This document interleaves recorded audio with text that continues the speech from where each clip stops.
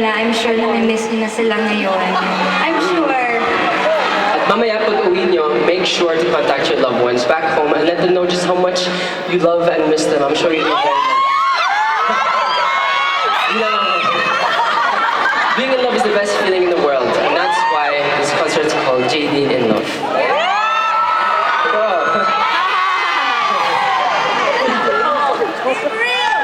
Ayan. Alam niyo po ba, saludong-saludo po kami sa inyong lahat.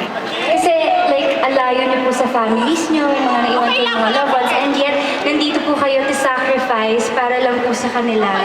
And ayan, kaya naman po, pag pagod na kayo after work, kailangan niyo po ng me time.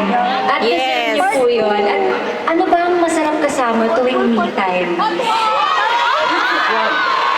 Siyempre, ang napanood ang mga favorite niyong kapamilya show sa TFC.tv, di ba?